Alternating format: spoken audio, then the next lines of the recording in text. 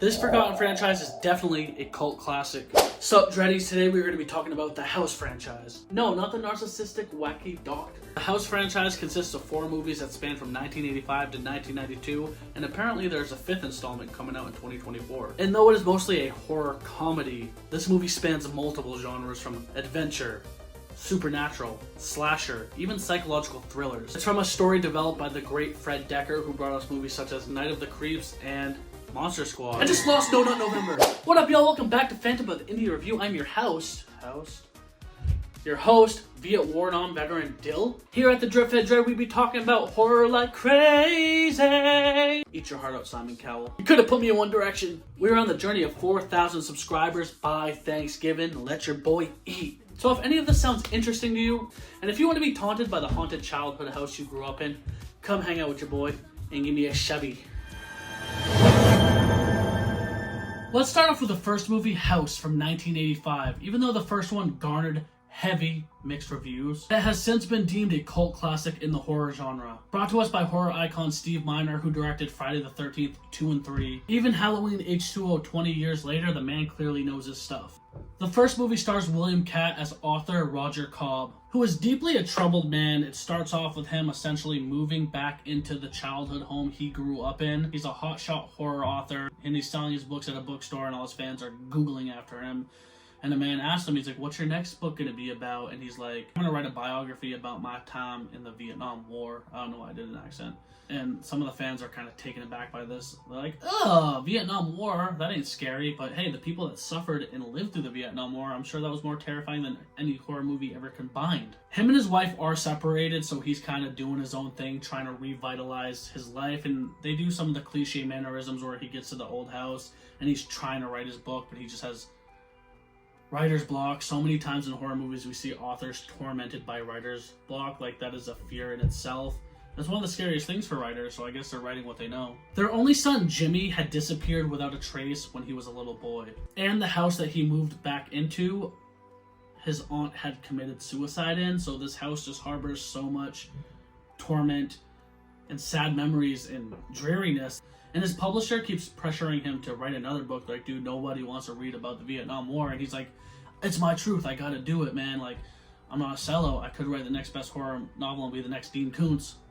But I need to write this novel for me. And that's very admirable, if you ask me. And you gotta think about it. He wants to write this Vietnam fucking memoir because he wants to purge himself of the horrors he dealt with in the Vietnam War. And this is where the movie kind of takes a psychological turn. He is tormented and ridiculed by his past and the decisions he made in the war, and that is one of the most terrifying things he had ever dealt with until he moves into this house. So after his aunt's funeral, he decides to live in this house. He was going to sell it originally, but he's like, I'm just going to live in the house, write my novel there, find some solitude. But once he moves in, this is where the powerful, disturbing, graphic nightmares kind of kick in. He starts getting tormented by his past. He's dreaming about his son Jimmy and how his son disappeared, about all the things that transpired in Vietnam, including some snippets of his good friend that he was in combat with named Big Ben. And as the nightmares persist, he wakes up, and each day more supernatural and odd things start to transpire in the house until they turn borderline supernatural to full out freaky. And the thing that he doesn't want to ever admit to anyone is that when his son went missing, he saw something drag his son down in the pool that's in the backyard of this house. So how does he tell anyone that? He misses his kid, his wife clearly misses the son. But how do you explain to the cops and everyone that you saw your son get pulled down into a pool and he's nowhere to be found? Holding on to that memory, Roger is very convinced that Jimmy is somewhere in this house. And that only starts to prove its point when the crazy stuff starts to happen. And it also gives him validation when he has a hallucination nightmare of his aunt saying that Jimmy was taken by the house. He wakes up disturbed by this, but he's like, this has to be some sort of hint or sign. I mean, grief is a desperate thing. You don't want to cling on to it, but it kind of swallows you whole. Kind of like the pool swallowed Jimmy. His next door neighbor, Harold, seems to be a big fan of Roger and he's pleased to meet him, but he unintentionally becomes a confidant in Roger's delusions, and this is starting to make Harold think that Roger's crazy. At first he's like, hey man, I'll watch a movie with you, I'll drink some beers, we can watch football, but then each time he sees Roger, he's like, this man is off the deep end bad. And he kind of minds his business. One night while investigating a noise coming from his aunt's bedroom, Roger is attacked by a deformed monster inside the closet. Soon, more attacks occur. Levitating garden tools attack him. His wife appears and transforms into a hideous hag-like creature to attack him. And that's a crazy scene too, that when his wife shows up and turns into this creature and he kills the creature on the porch, when he sees the body, it looks like his wife. So he panics and hides her in the closet. The next door neighbor, Harold, reports that he heard a suicide attempt, a gunshot. He's trying to look out for his homie, and the cops show up, and there's this suspenseful scene of him pretty much trying to hide clues around the house as the cops are investigating, drinking coffee, trying to talk him down. They know he's a famous writer, so they're giving him a little bit of slack and leeway, but he's obviously acting cringy and odd and suspicious. He gives them coffee. He has bullets on the ground. The closet door keeps creaking open. Things are being oddly placed around the house, and he's just trying to get the cops out of there. Luckily, he escapes the clutches of the police and kind of only draws a little bit of suspicion. And then that weird hag-like creature attacks him again, and he finally gets rid of its head, chops it up into a bunch of pieces, and goes to bury it in the backyard. And this is where we see a smoking hot neighbor come up and kind of introduce herself, and she's talking to him, flirting with him, but the creature that's inside the bag keeps kind of reanimating itself and coming back to life, so he's distracted from talking to her to focusing on the bag of garbage on the ground, and he's like, lady, you got to go, and this like unintentional rejection kind of seduces her more. And I will say the hag-like creature is very creepy looking. I like the look of it. It's very 80s, very puppety, very campy, but it's really fun and effective. I like the designs of creatures in this movie. So he's in the backyard, and she's like flirting with him, and he's like, I'll talk to you later. Later comes sooner than he expects when she shows up to the house with her little baby son, Robert, and she's like, can you babysit? And he's like, I genuinely can't. But you know how women be. She just leaves him anyway, gives him a blanket, toy, towel, bottle, everything. She's like, I'll be back in a couple hours. It's like, who are you going to fuck? You risen on man, trying to flirt with him just to get him to be your babysitter? Who are you going to kiss, mommy? And the babysitting expedition turns very intense right away, because as she drops off the little kid to Roger, she puts him down, and Roger sees the cut off hand of the hag buried in the backyard attached to Roger's back. And then this builds up a sense of dread and suspense where you're like, something bad's gonna happen to the kid like it happened to Jimmy. And as things seem to be calm and Roger starts writing more, he looks over on the couch where he laid the kid, and the kid is gone, and he looks out through the doorway and sees these goblins are trying to take the kid like they took his son, and he saves the kid just in time for the mother to come home from her rendezvous. And after all this time of things building up and just scarring Roger to hell and back, his neighbor sees him wearing all of his Vietnam combat, running around the house doing goofy stuff, has cameras set up everywhere, so he's like, clearly this man has PTSD, I'll stay as far away from him as I can. But then this is where Roger is like, I need help from you, Harold. And Harold's reluctant. He comes over with a 12-pack. He's like, what movie are we going to watch? He's like, we're not really watching a movie. Upstairs in my attic, I have a giant raccoon locked in there, and I need you to kill it. And Harold's like, I guess. And it starts to get suspicious more and more when Roger gives Harold a giant harpoon gun, and he's like, I'm going to open the closet door at 12 o'clock exactly, and you're going to shoot it. And when he opens the door, it is this giant, it is in fact not a raccoon, it is this giant, malicious, evil, rat-like creature. And this sends Harold into a frenzy of insanity for a second, and he can't do much to help Roger, and Roger is dragged back into the closet where he is kind of in a hellscape flashback of his Vietnam experience. And this is where we get more information about his friend Big Ben, because we keep getting flashbacks of him and his friend Ben, and then he snaps out of it, so you know something is eerie is lurking and coming. And this is when we see Ben get shot up by the bad guys, and as he's laying there dying, he's begging Roger to put him out of his misery, and Roger just can't do it. He's holding him, he's hugging him, he loves his friend Ben, and he's like, I just can't put you out of your misery, I'm gonna go get some help. He sees the Vietnam enemies drag Ben away into the forest as Ben ends up screaming, I'll get you for this, Roger, I'll get you for this. And he kind of shoots back out of the closet, back into reality, and we see this a lot in the movie where through portals of windows, mirrors, closets, he can transport into this haunted dimension that really torments him, and he starts to feel like he's losing his mind. When he comes back, he sees Harold, and Harold is slumped out on the couch. He drank a whole bottle of like Jack Daniels, a bunch of beer, and he's like, dude, this is crazy. And as he's being tormented throughout the movie, Roger is taking these pills to kind of help him, and then finally he accidentally spills all his pills down into the sink, so when he opens the cabinet again, there's another portal open, and he decides to go down into it and face his fears. He attaches a rope, has a shotgun, a flashlight, and as he's descending down into the darkness, this winged bat-like creature, skeleton creature, takes a shotgun and blasts the rope, and he falls into a pool of water. And This is where he finally finds his son Jimmy again, who's a little bit older, and he's in a cage in the middle of this Vietnam forest, and he saves his son and comes back to the house, and it's like all the trauma is over and I finally found my son. And as they get to the house and you think things are back to good, they go outside and they're interrupted and tormented by the skeleton demon of his friend Big Ben. Such a cool design, so creepy. If I had watched this movie when I was a kid, I would have been freaked out by it heavily. Big Ben is a very interesting design. He is tall, brooding, scary. He has his war outfit on, but he's a skeleton.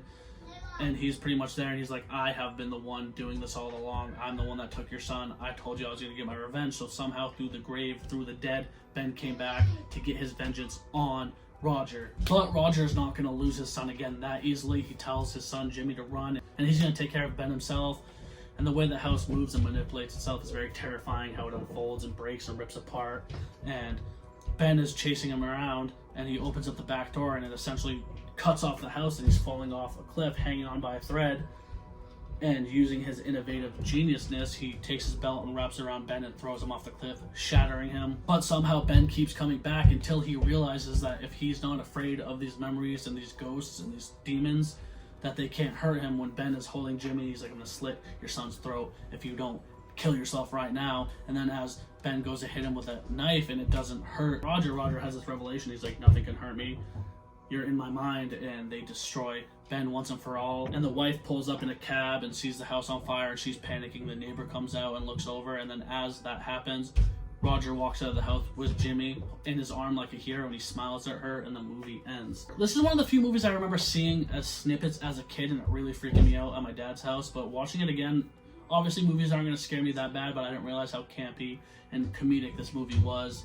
The designs of the creatures are absolutely epic. The story is there, with it, like I said, with the psychological aspect of the Vietnam War tormenting him from the ghosts and the memories of all this bad stuff kind of reincarnating themselves is very interesting. I like the neighbor Harold a lot. You get a lot of different creatures in it.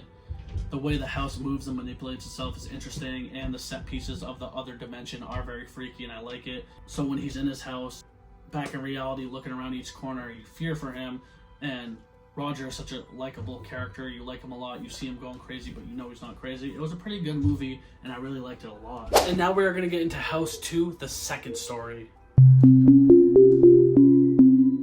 Obviously, sequels are usually never better than the original one, whether they lack in depth, contrast, or if they're just another story completely. So you're like, well, I was invested in the first one, why they have to do a spin-off anthology form? And yes, House 2, the second story, is a totally different story from the first one, but I'm going to say I think I might have liked this one a little bit better.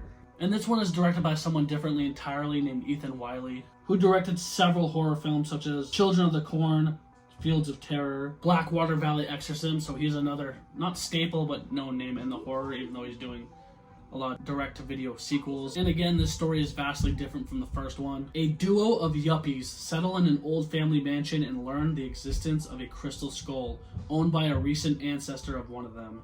They decide to unbury the ancestor in order to see if the skull was among his grave goods. Instead, they accidentally revive the ancestor in the form of a zombie. And this movie was far more funnier and comedic than the first one. I really like the duo of the two cousins. Jesse McLaughlin, played by Ari Gross, and Jonathan Stark as his cousin Charlie, who we see and know and love from a great Tales from the Crypt episode. I'll be talking about Tales from the Crypt soon. Y'all already know it. So yeah, they move into this house and they essentially undig the grave of their great-grandfather to get some valuable treasure, and they learn, after all, that family is the biggest treasure when they revive their gramps, and he is this campy, reanimated, goofy zombie, but very creepy design. I love the aesthetic and look of him, and he is very old Western. He kind of casually tells them the tales of his past, but doesn't quite envelop the whole truth. And Jesse returned back to this old mansion essentially because he inherited it because his parents were murdered. So when his cousin Charlie comes along, they're best friends, but they're kind of two sides of the coin. Charlie is very funny, flamboyant, and goofy. Jesse is more noble and casual and calm. The reason it invoked them to dig up their old grandfather in the cemetery is because when Jesse is rummaging through the basement, he sees an old portrait of his great-grandfather holding the Aztec-like skull, and he's like, that is far way beyond old Western times. What does this man have? What was he? And the skull is very cool. It has sapphire eyes. It looks very fancy and ominous. In the background of the portrait is a man named Slim Reeser, a former partner of his great-great-grandfather, turned bitter enemy after a disagreement over who would get to keep the skull. The reason that the skull had to be buried with the great-grandfather, when we see the cowboy grandpa come back to life, referred to just as Gramps, he brings a good charm and comfort and comedic tone to the movie. Even though in appearance he is very vulgar and scary looking, he is the heart of the movie essentially. The skull had some kind of mystical powers that could rejuvenate youth and health, and when Grandpa looks into the mirror he sees that yeah, he is alive, but Skull didn't revitalize his youth as much as he hoped. I mean, he didn't look young. He said he felt young and felt a lot better, but he still looked like a monster. Gramps and Charlie go out drinking and driving, and later the boys listen for hours to Gramps' stories of the Old West and his outlaw life. Gramps explains that the house was built using stones from the Aztec temple and that its rooms act like hidden doorways across space and time, with the skull acting as a key. And yes, in this movie, compared to the first one, the house is a different one, so the franchise is called House, but it seems to be different houses. In general, I really like that concept that the house was built on old Aztec grounds and that this stone head is the key to different portals. Is very interesting. In the first one, we get a lot of that Vietnam flashback, a lot of those monsters and ghouls, but this one, the villains seem to be more otherworldly, like the Aztecs and more. But while all this is happening, they're having an impromptu Halloween party too, so a bunch of people are over there. So while Charlie and Jesse are doing all this crazy stuff, they're trying to subtly act like they're not because they have guests. Jesse and Charlie are doing everything they can to help their grandfather and accidentally stumble into the Jurassic era, where they bring home a pet pterodactyl and this creepy crossbreed between a dog and a bug dinosaur. I just looked it up. It's a caterpillar dog, so it's a catter puppy. And that's the first glimpse we see of the supernatural when they're in the Jurassic world, and they come back through, and one of the dudes at the party is being a tool. He's like trying to harass Jesse. He's trying to get Jesse's girl. He wishes he had Jesse's girl. Is that why that song was wrote? He's like, Gramps is still trying to, hang around the party, and even though it's a Halloween costume party, they're like, dude, you gotta hide. People can't see you, so they throw him in the closet, and the dude and Jesse's girlfriend, they all come up, and he's like, hey, Jesse, what's inside the closet? That slutty chick you were trying to hook up with? And he's like, no. And then he goes on this funny-ass little tangent. He's like, do you want to know what's going on? We unburied my great-grandfather's burial to find a crystal skull, and he came back to life. So yeah, that's kind of what's in the closet. And he opens it, and the chick's in there. So they all storm out, and they open the closet, and the Gramps is back in there, and he's like, Grandpa, why'd you do that to me? You just ruined my relationship. And Grandpa's like, I'm sorry, son. I just wanted to pull a prank on somebody, and I'm sorry it had to be you. And as the night kind of wraps up, Jesse and Charlie are feeling closer to the grandfather. They say goodnight to him, and they're like, we will see you in the morning. But as they go to bed, Grandpa is viciously attacked by the Aztecian warriors, and they steal the skull. So when Jesse comes down the mansion-like stairs and sees his grandfather laying on the ground, he rushes to his aid, and the grandpa's like, man, this was crazy. There was 30 or 40 of them attacking me, just beating me silly. And it's funny because there was only 3. And they're like, well, we have to get back this skull to help rejuvenate our grandfather's life, because without the skull, he dies. And then, like these movies do, when they have to go on this great adventurous mission, a electrician shows up. They're like, hey, someone called about electric work, I'm here. And he is such a funny, great character. Even though he comes so late into it, I loved him a lot. The electrician, Bill Towner, arrives to inspect the house old wiring. And though he is seemingly a buffoon, like one of those great 80s comedic characters that have more to offer than they suggest, as he's working on the wall, he kind of accidentally unveils a secret, and he goes and gets Jesse and Charlie. He's like, hey, you guys gotta come check this out. And they check it out, and it's a giant hole in the wall, and he's like, yep, looks like a typical alternate universe. And he's just so funny how mysterious and casual his character is, for how little he is in this movie. Jesse and Charlie are like, we gotta go look for the skull. And they go into the portal, and Bill decides to go with them, and as he opens up his toolbox, he pulls out a sword, and they go in there where they see the Aztecs all pretty much praising the skull while they have another girl tied up that they're going to sacrifice her. So like Indiana Jones or those old-timey movies, they start fighting off the Aztec warriors. They're battling, they save the girl, and they escape the clutches of the Aztec warriors. Bill's like, go on without me, I'll be back, don't worry. And they get back to the entrance of the portal, and they're like, man, I hope Bill's okay. And as they step out, Bill is literally packing up his stuff, and he's like, hey, you guys really know how to have fun. If you want help again, call me. And he hands them a card that says Bill, the electrician and adventurer, and they're like, who was this guy? And after they get the skull and they save this woman, this Aztec warrior princess, they kind of keep her around the house, and she's kind of crushing on Jesse a lot. Even Charlie was like, dude, she wants you bad, and Jesse's like, ah. And as they seem to be one big happy family with a pet pterodactyl, the caterpillar puppy, the Aztec warrior, they're all having dinner, and we get hit with a surprise as they go to unhood the turkey or chicken that's under the little lid. It is the head of Slim Reeser, and he comes back and starts tormenting them, being the ultimate villain, trying to kill them all, wreaking havoc. And Slim shoots Gramps and seamlessly kills Grandpa. As Gramps is dying, he gives Jesse his gun. He says, you have to finish this off for me. He tells Jesse that I'll keep wanting to say Slim Jesus. That Slim Reeser was the one who killed his parents, and he's not going to stop until the entire bloodline is dead, so he has to step up and finish the job for Gramps. Jesse eventually succeeds by killing Slim, blasting off his head with a rifle. Gramps, who has been mortally wounded, begins to pass away. Gramps says goodbye to Jesse and tells him he is so happy to have met his great-grandson. Gramps then gives a final warning about the power of the skull, encouraging Jesse to get what he wants from the enchanted object and then get rid of it. As Gramps passes, Jesse embraces him. And it's such a beautiful moment, finding this zombified, dead version of a great-grandfather you never knew into building this blossoming relationship. Like I said, you find out that true treasure is family and love, and Jesse takes this to heart. Charlie's also sad too, but Jesse and Gramps had a great connection. The film ends with the revelation that Jesse used the skull to travel back into the Old West, where he, Charlie, and the rest of their friends drive off in a wagon on a new adventure, leaving the crystal skull behind and marking Gramps' new grave. And that's cool because as all of this is unfolding, there are a bunch of cops there because they hear all this ruckus, and they're essentially coming after Jesse. So how do you explain the supernatural? How do you get out of this? So to go back in time and start a new life with your cousin and your new loved one, it's kind of eerie, but it's very interesting. The first two movies start off really slow, but I didn't really care for this one at first. I kind of liked the actors at first, but as the movie unfolded, I just realized it was a little bit better. I like the look of Slim Reeser and Gramps. Their designs were a little bit more honed in than the first one. The first one, even though they were cartoony and scary, they were clunky. This one, they were more vibey. The Aztec warrior implications were cool. It's a lot different than, the Vietnam War, so another era.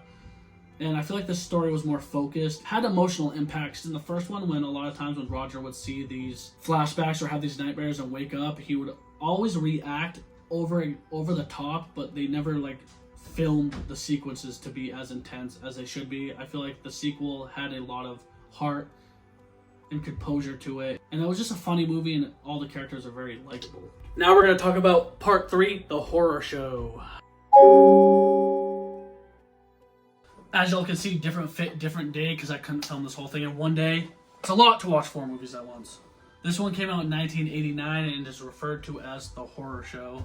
This one tonally feels a lot different from the first 2, which kind of upset me a little bit because I really like the vibe of the first 2 movies. They really went hand in hand aesthetically. This one has a way darker and more horror movie vibe, which is good if you're into scary stuff.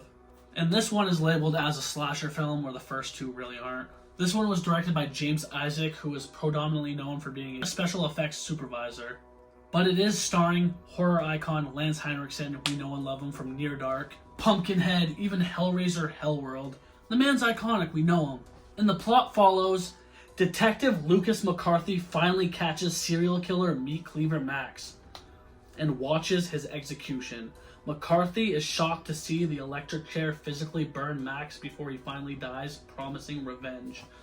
And yeah, the movie starts off with that typical 80s dark alleyway inside of a warehouse vibe where he's chasing after the killer with his detective. And this killer out of the gates is very vicious, very brutal, very sadistic, played by Brian Jones. And the obsession the detective has with catching him finally catches up when they have a little ultimate battle scene where he gets arrested. As they're in the execution room, something goes awry, and Meat Cleaver Max starts to get electrocuted brutally, but he doesn't quite die, and he gets up and breaks out of his chains and pretty much plunges at the detective before he finally dies. And it's a very visceral and brutal scene to start off with. You show the implications of their relationship, the dynamics, and how vicious Max really was as a killer.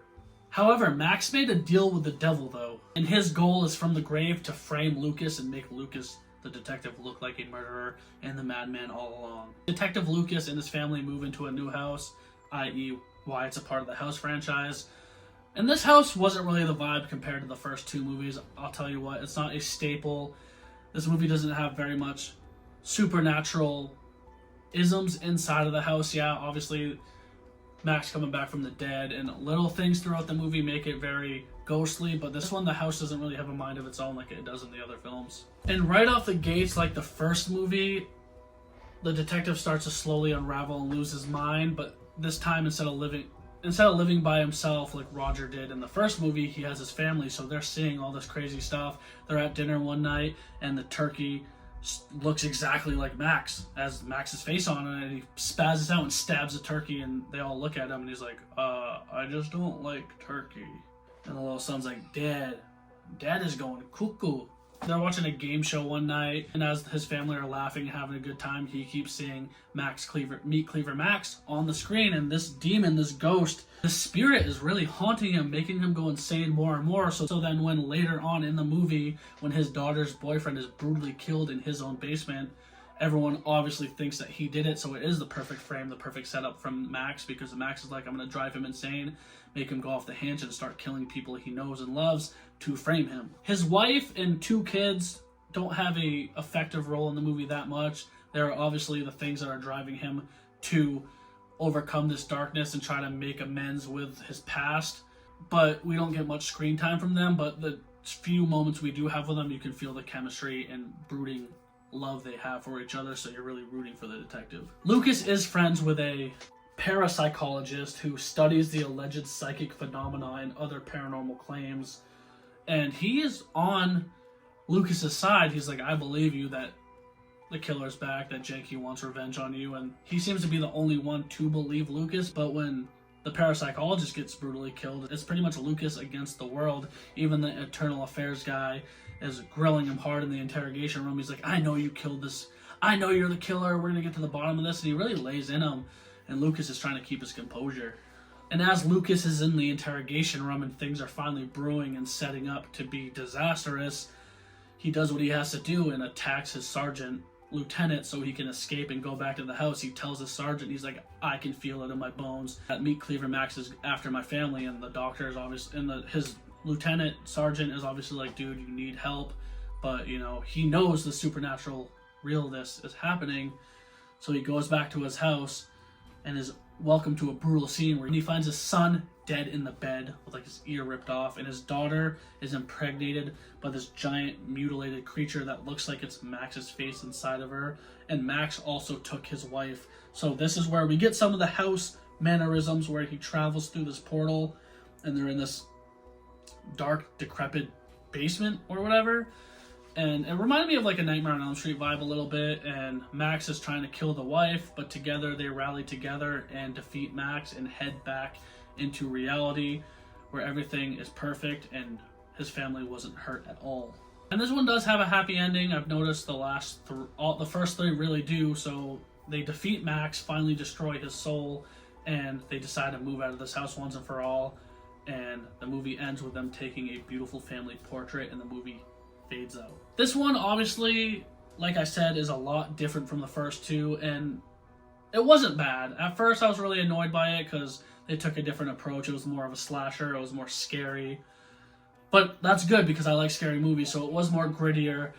There wasn't as much blood and chaos, but when there was, the scenes with Max getting killed and certain kill scenes were very brutal. It just didn't have the house vibe that we know and love, and sometimes that's okay. But when the first two do it so well, you kind of want to see it throughout the entire franchise. Meat Cleaver Max is very creepy. Every time they show him, you get kind of cringed out by him. He seems like a ruthless killer. Lance Henriksen is a iconic actor, and he does a job. He understood what he was doing, so you can't be mad at that. And they have a good dichotomy, chemistry between each other of good and evil, and I really feel like they play off each other well. And all the rest of the acting is pretty good. The storyline goes through well, how he's losing his mind and how no one really believes him. It's very believable because sometimes in supernatural movies it's really not. You'd be like, someone's being over the top, or the littlest things set off a normal person and they overreact to someone being tormented by psychology. But this one, I feel like, though it was supernatural, it was very grounded in a cool slasher vibe with the cat and mouse detective versus killer storyline. And lastly, we are going to talk about House 4, the final chapter of the entire franchise. Made in 1992, this one goes back to the vibe and ambiance of the first three movies. So right out of the gates with the first scene, the first few minutes, I'm like, yes, it has that vibe. Not to mention it has William Katt back as Roger Cobb in a brief cameo. And that excited me too because he was one of the saving graces from the first movie. I really liked his chemistry with the house and the maddening horror and macabreness that unfolded. Roger Cobb is now married to Kelly, and he has a daughter named Laurel. He often visits the old Cobb family house after his father's death. It's isolated on a deserted and desolate shoreline. Roger's cynical stepbrother Burke has been pestering him to sell the family mansion, edging Roger to break his oath with their father. Maybe I'm just dumb, but right out of the gates I was a little bit confused because they had no mention of his son Jimmy. It's like the first movie he spent this entire time looking for his son Jimmy, and now he's remarried to another lady and has another daughter. You couldn't even mention Jimmy once. And then also this old house that is pretty much in this isolated desert. Is it supposed to be the first house from the first movie? I obviously don't think so because that one was on a suburban street. Was there lore about this house from the first one that I'm just missing? I swear I paid attention to these movies. But yeah, his stepbrother Burke is just as shady as they come. They're in the house and he's like, dude, we gotta sell this house, tear it down and make some money. And Roger's like, I genuinely don't want to do that, bud. Like, I love this house. I'm connected to it. Our great-grandfather was connected to it. Our dad was connected to it. And I just love it, which is bringing that house symbolism back to the franchise, albeit it's a different house in the first one. There's this Native American named Ezra who comes in, who's good friends with Roger and the family. Roger, his wife, and his daughter finally they decide to leave the house and go back to their home. Their visit's over, and as Burke leaves, he's like, please, can we sell this house? And Roger's like, no, can do. But on their way home, their tire pops and they get into a tragic car accident where the wife and Laurel are spared, but Roger dies in the burning flames. And it's tragic because I knew seeing his name in the credits when it said and William Katt, I knew it was going to be a brief cameo, but they had to do him dirty. But a beautiful symbol throughout the movie that saved it for me is that when they get his ashes, they do take him back to the house that he's connected to. So in a way, you're like, oh, that's really cool. Maybe he'll be the ghost in this movie. And he finally gets to be at the house that he feels so deeply connected to because he said back in the day they had a blood oath to protect this house and he wanted to do that. So the wife was like, well, those are your dying, well, you're pretty much your last words, your dying wish, so we will do that for you. The wife, Kelly Cobb, is played by Terry Treas, and she gives a pretty solid performance along with the daughter, Laurel.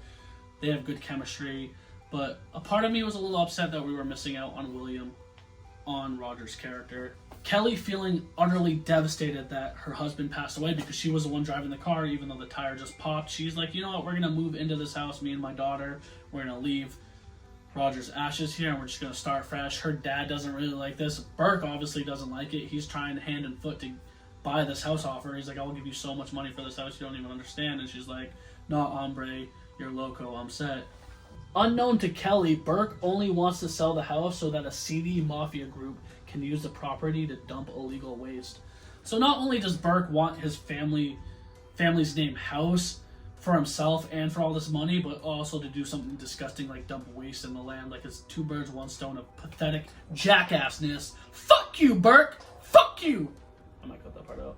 The head of the mafia is this little dwarf-like man who's leaned back, but even though he's small in stature, he's very intimidating, and he's trying to get Burke to get this house. He's like, the longer it takes for you, the more trouble you're in. So I can kind of understand why Burke is like, I have to get this house, even if he wasn't fully a bad guy. Being like a puppet to the mafia is a very sick game to play.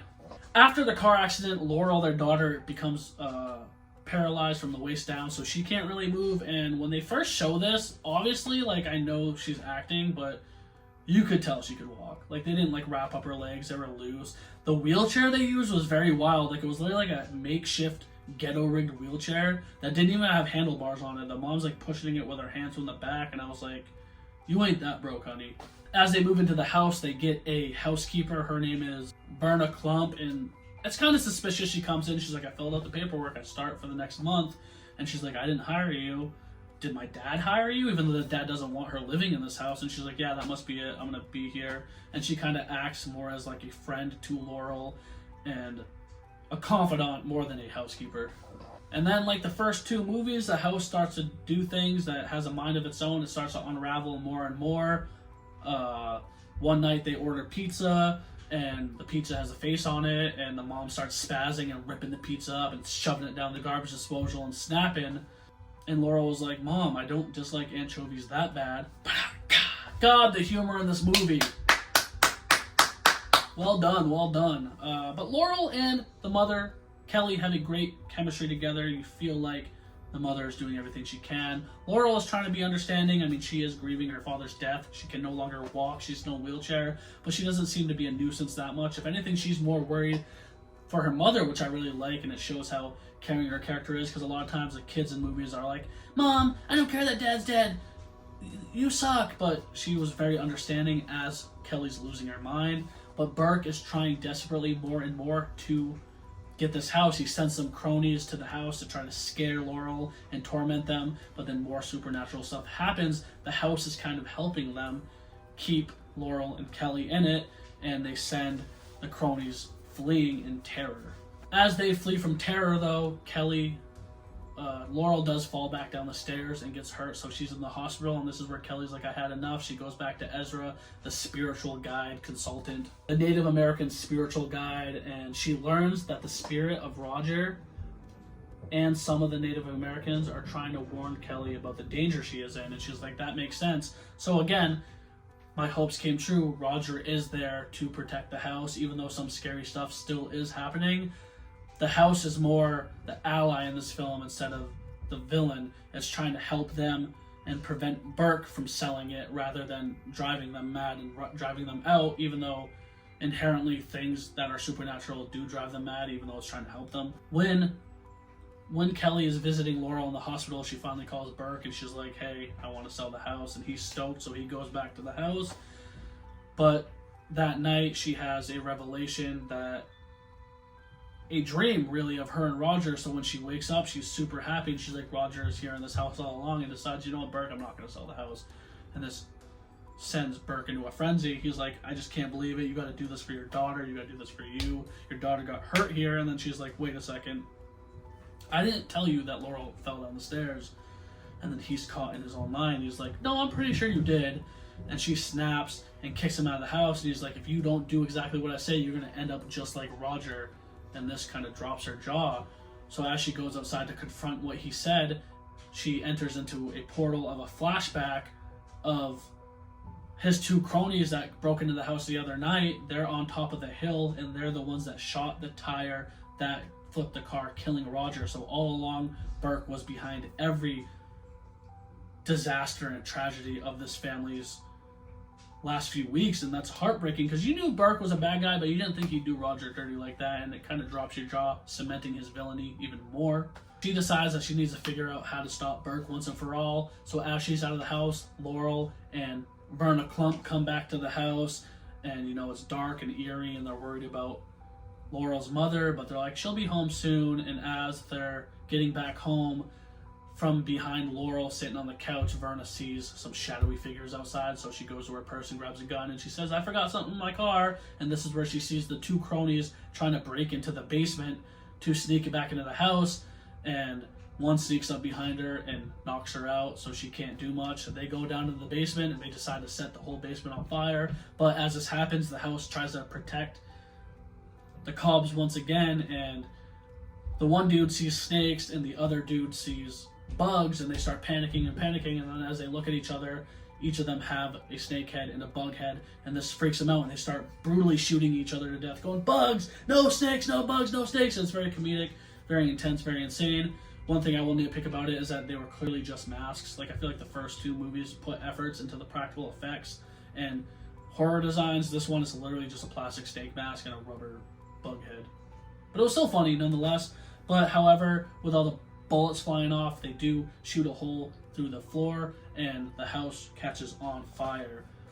Kelly gets home as she sees the house on fire. Burke's outside on his phone. He's the one that calls 911, and as the firefighters come up, he's like, "Please stop my house from burning, please stop my house from burning," even though he did it specifically so he could have the land. The house is engulfed in flames, and Kelly rushes in to save Laurel, and as she pretty much passes out from the fumes. She has another interaction with Roger, and he's like, you need to wake up. If you don't, Laurel will die in that house. And she snaps out of it and kind of saves Laurel, but also with the house backing up a supernatural clutch play when, I don't know what, if there's like a geyser under the house, if I missed some information, or if it is just like water, but something shoots up from under the ground and starts to put out all the fire, and she runs out and saves Laurel once and for all. The mafia pulls up and talks to Burke, and Burke gets in and he's like, man, I can't believe I killed my brother for nothing. We got to get this house once and for all. And as he snaps out of it, the house kind of made him delirious, and he wasn't really in the mafia's limousine, but he was in the back of a SWAT team, revealing that Verna Klump wasn't really the housekeeper. She was a federal FBI agent, which part of me makes me wonder why she was on to Burke all along. Maybe they were on to the mafia and they knew that they were doing something shady, but you're like, yeah, Verna coming in Klump, coming in clutch. So they take him off to jail, and as he gets thrown in the back of the SWAT car, Roger's ghost comes back and slams the door shut, and Burke looks at him. He's like, what? You're supposed to be dead.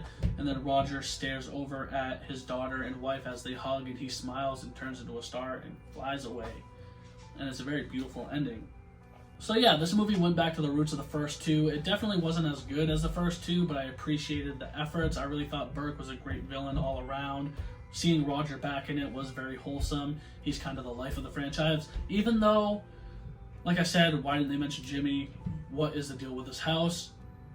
I was glad that his ghost got to be inside of this house, and the house got to be a hero in this one more so than the villain. Some of the practical effects kind of were dumbed down, like I said, with the masks. Not very many scares, but Kelly was likable, Laura was likable, and it was a good-hearted film that tried its best. I saw someone made a YouTube review on it, and they said this one was really bad. I was like, it definitely wasn't horrible, but maybe I'm just positive. And I thought it was a good finale to end the trilogy, starting with Roger Cobb in the first one and ending with Roger Cobb in the last. Even though he dies, he gets to have his peace, and his family gets to be safe, and that's all that matters. But alright guys, that was the review of the entire House franchise. I hope I did you justice by doing this. It took me a long time to get it done, but you know, that's what we do for fans around here. Are you down with the House franchise? Comment down below what your favorite one is. Who is your favorite villain of the franchise? What's your favorite house design? What movie do you want to see me do next? Because I'm going to be banging out videos all November. It's going to be litty. So subscribe. Give me a thumber, hit that ding-a-ling button harassing you, telling you, hey, it's me, I'm here, and I'm going to say it one time for the one time and two time for the O's. Give me a hell yeah for horror. So if you didn't press record the whole time. Good, then he's going to have it ready right away. Right away. That's a fact. Yep.